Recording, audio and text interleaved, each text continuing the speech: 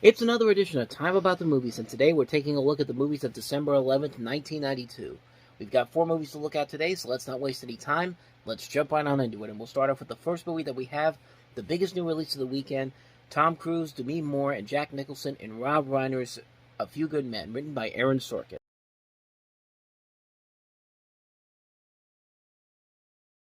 So, like I said, this is Aaron Sorkin's A Few Good Men, based off of the play that he wrote, and this was actually the first motion picture he'd ever written, and this was the thing that got him started in the world of in Hollywood, like in films and television. This was the movie that branched him out, and sadly, he didn't get nominated for writing this. He did not get a Best Screenplay nomination. It would take him many years, almost 20 years later, to actually win an Oscar for that. And I think Aaron Sorkin is one of the smartest writers out there, and this movie pretty much shows you why his writing is so good. This movie is a great film. Great cast: Tom Cruise, Demi Moore, Jack Nicholson, the three leads there. But you also have people like Kevin Bacon. You see Kiefer Sutherland in there, Kevin Pollak, J.T. Walsh, Cuba Gooding Jr. Just a phenomenal cast involved in this movie, and it's just a great courtroom thriller. I mean, it's a great not even a thriller. Toy boat. Courtroom drama. That's really what it is, and it shows how much Rob Reiner has involved as a director, because he'd just done Misery before this, and it shows how he can do these other genres and do it pretty well. But the writing in here is really top notch. I mean, actually, when this movie came out, a lot of people were very mixed about it, especially somebody like Roger Ebert. And Roger Ebert's usually very easy to please, but he wasn't as enthusiastic about this movie, basically saying that he thought the major flaw of the movie was them revealing the courtroom strategy to the audience before the climactic scene between Cruise and Nicholson, saying that in many ways this is a good film with the potential to be even better than that, but the flaws are mostly at the script level. The film doesn't make it work, doesn't allow us to figure out things for ourselves, is afraid we'll miss things if they're not spelled out. Honestly, I think he's a little bit over-exaggerating, because I think the script does a pretty good job of... Granted, maybe it is simplifying it a little bit, but you gotta... But in a way, it kind of works as a crowd is for the people who are not as smart as the writing of Sorkin can go. Sorkin's work usually is, because Aaron Sorkin usually is very smart when it comes to writing his material, and some of his dialogue does get a little... probably wouldn't work for the regular mainstream people, so I get where he's going for it, but I think I think Sorkin made it work here enough. I mean, the idea of showing the courtroom strategy to the audience, I think, is very good, especially for people who don't really have a good idea of courtroom knowledge, and the only thing they know about courtrooms is when they watch something like The People's Court, which was a big show back then, and still kind of is, except then he had Judge Wapner instead of now I can't remember her name now, Marilyn Milan, and then you also have Judge Judy, but I think it works here because I think they do a pretty good job of they simplify it, but they don't dumb it down enough where people can really get confused by it. I think they did much better of a job than I think Ebert makes it out to be, and the writing and the acting overall is just fantastic. That courtroom scene where Tom Cruise is just eyeing in on Jack Nicholson and trying to get him to admit what he did,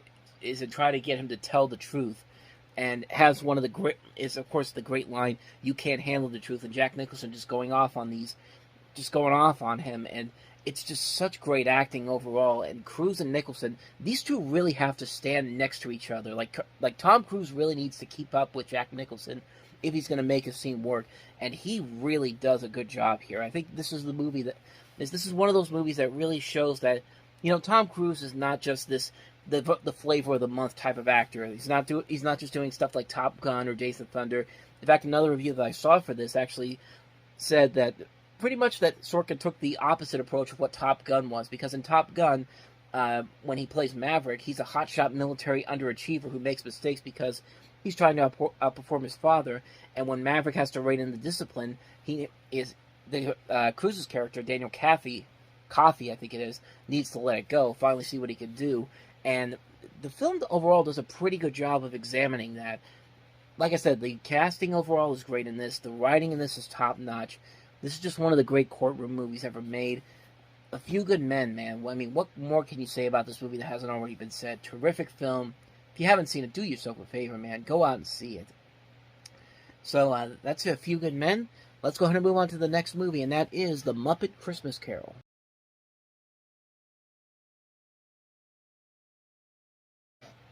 So yeah, you don't really usually see a Christmas movie opening after Thanksgiving. I mean, if you want your Christmas movie to do very well during the holiday season, because the holiday season is usually the time to go to the movies. I mean, and Christmas movies usually do very well largely before Thanksgiving. Like if you open up the week after Halloween, or maybe 2 weeks after Halloween, then you're pretty set for the rest of the holiday season. I mean, Elf and the Polar Express are perfect examples of movies that did that. There's been a couple of examples where some of them have opened on after Thanksgiving, like National Lampoon's Christmas Vacation opened the week after Thanksgiving. I mean, you can usually make the most money when you go open a movie like week after Halloween, or on Thanksgiving weekend, and then watch the money roll in as the holidays go along. This opened on December 11th, which is really, really odd for a number of reasons. I guess because Disney had Aladdin, and they thought that was where most of the money was going to come from this holiday season. They decided, you know what, we're comfortable enough to put this movie in theaters a couple weeks after Thanksgiving. We're just going to have these 2 weeks before Christmas, and then we'll be set because Aladdin will be out. And keep in mind, this was the first Muppet movie released by Disney after they bought Jim Henson's production company. And this was also the first movie made without Jim Henson involved. And again, one of the other things that you have to note about this movie is that there aren't any celebrity cameos in this like they were in the last couple of movies. Like this is one of the couple of movies that they did with Disney where they don't have it's a lot of major stars except for one in this case, which is Michael Caine.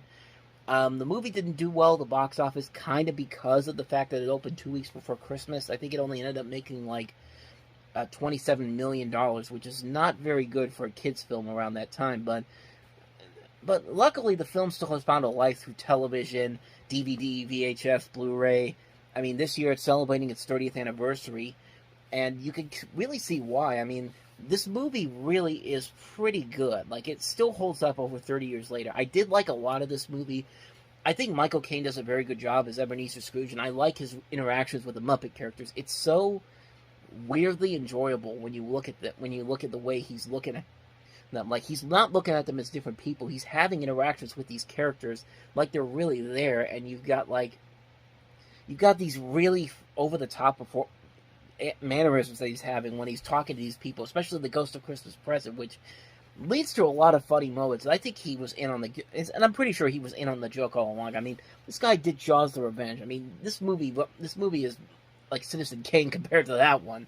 But the songs overall are really catchy. There's nothing really all that memorable to them except for the song that got cut, which was and now I can't remember the name of that one. I'm having trouble remembering a lot of names today. When Love Is Gone, which there's a really interesting history behind that song not being in there. So what happened was the song was originally cut from the theatrical edition of the movie when Jeffrey Katzenberg thought the song would not appeal to younger viewers. Which, if you know Jeffrey Katzenberger's various decisions he may have helped save Disney's animation studio back then, but he did not make the best decisions. Like I think I talked about when The Little Mermaid came out, he wanted to cut Part of Your World because he didn't think the song was working.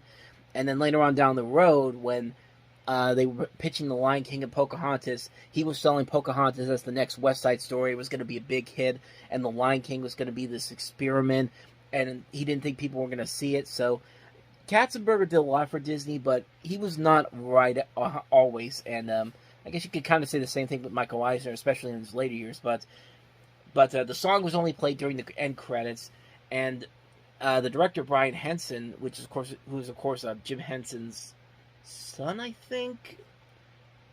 Let me see. Yeah, son. Okay, I'm not gonna cut off for that one. But so what happened was it's missing on several copies of the movie, but there are some versions of it where it is available on some DVDs. I think it's available on the VHS, on the Laserdisc. both the 2002 and the 2005 versions on DVD have that version, but they don't have. It's only in the full screen version of the movie, not in the widescreen version, which cuts like 4 minutes out of the movie because the full screen version is 90 minutes, the widescreen version is 86 minutes. The 2012, and then when it came out on Blu-ray, it does not include the song, but the digital download release of the film does as a bonus feature. And just this year at the D23 Expo, they finally got the film to be put back intact. It's going to be on the new version of the movie when it gets re-released on Disney Plus, which is on December 11th, I think they said, which will be the 30th anniversary of when this movie came out. And I mean, overall, the movie is really good. I like how the story manages to stick with the original take of the story. It works really well. It's not played down so much that it's not dumbed down as much, but little kids aren't frightened by it, by some of the darker moments, and that both them and adults will enjoy this movie a lot. It reminds me a lot of the 2004 Christmas Carol the musical, which is a very underrated adaptation. I love A Christmas Carol, where I think it's one of the great Christmas stories, and I always look forward to every single adaptation that comes out of it. And this one doesn't rank up there with the best of the adaptations, but it is still a very enjoyable movie. It's a fun, enjoyable movie. Michael Caine is clearly having the time of his life with this. The Muppets are done very well here, especially with this being the first project after Henson's death. I do admit that the kids, I think, would enjoy this more as it would serve as a greatest introduction to not just the Christmas Carol, but also to the Muppets. Even adults like myself who grew up with the Muppets or the Muppet Babies, it still has a nostalgic feel for me, despite a lot of its flaws. It's a good Christmas movie, not one of the best takes of the story, but it's one I definitely like to at least watch it once every year. So I might have just flipped you off there for a second, but bottom line, Muppet Christmas Carol, I enjoyed it a lot. So with that said, let's go ahead and move on to the next movie. That is Passion Fish.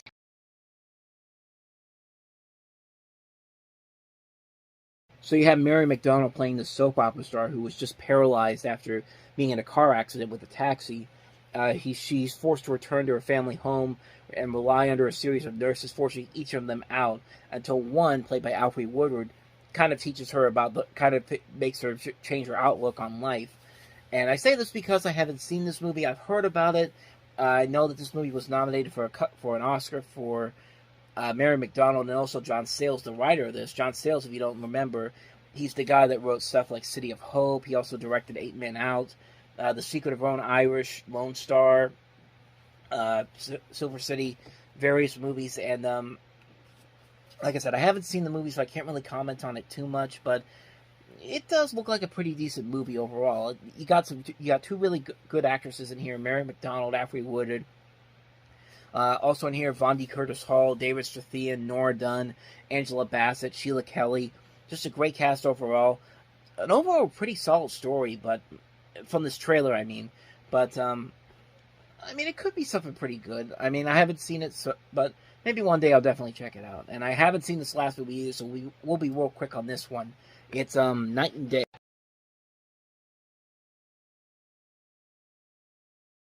So the premise is that this couple, Jack and Julie, live together in Paris. They're a couple who are so in love with one another, they forget the rest of the world even exists. Jack works as a taxi driver by night so he can be with Julie in the day. One day he introduces Julie to this guy, Joseph, who is also a taxi driver by day.